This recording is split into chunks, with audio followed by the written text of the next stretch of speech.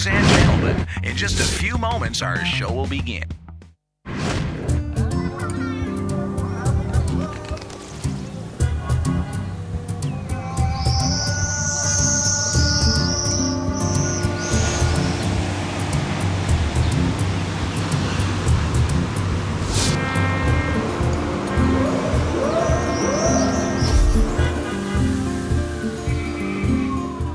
Clandestin, c'est le parcours d'un jeune garçon qui vient en France, un jeune Africain, qui arrive en France clandestinement à la recherche de son frère, qui a disparu.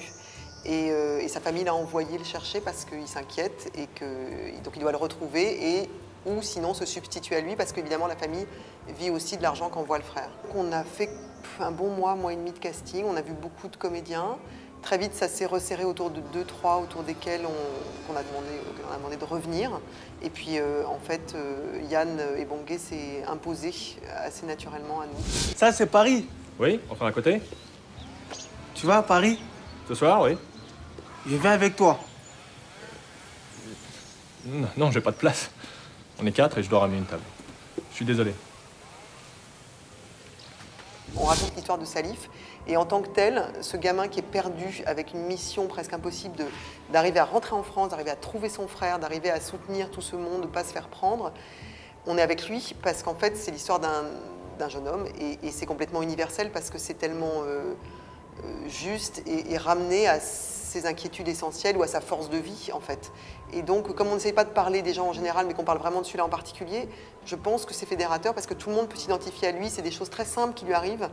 Et quand il a peur, on a peur avec lui. Quand il est content, on est content avec lui. Quand il tombe amoureux, on est amoureux avec lui. Je pense que ça marche parce que c'est une personne à laquelle on s'attache. C'est pas des grands discours en général.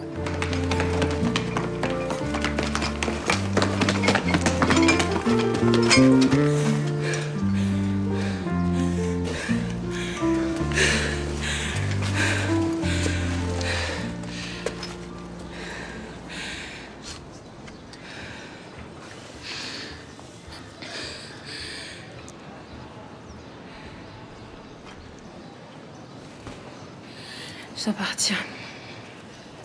On est avec Salif comme une petite souris africaine qui regarde les blancs qui vivent. C'est pas du tout son monde et il est un peu étonné. Et nous, on est aussi une petite souris blanche qui allons regarder comment ça se passe chez les clandestins où on connaît mal en fait ces milieux. Bien sûr qu'on les voit. Maintenant, je les repère beaucoup plus dans la rue. Et ça revisite peut-être ce qu'on connaît de notre propre vie en fait. La musique, elle provient de plusieurs sources. Donc il y a d'un côté Philippe Miller qui a écrit la musique du film, qui sont les thèmes qu'on va retrouver récurrents, le générique, tout un certain nombre de moments où on accompagne l'action. Et puis il y a un certain nombre de musiques aussi de chansons qu'on a achetées, d'Acha notamment, et aussi de Salif Keita, parce qu'il y a évidemment une relation à l'Afrique qui est évidente. Mais il y avait une attention particulière qui a été amenée à la musique, parce qu'on sait à quel point c'est un facteur d'émotion.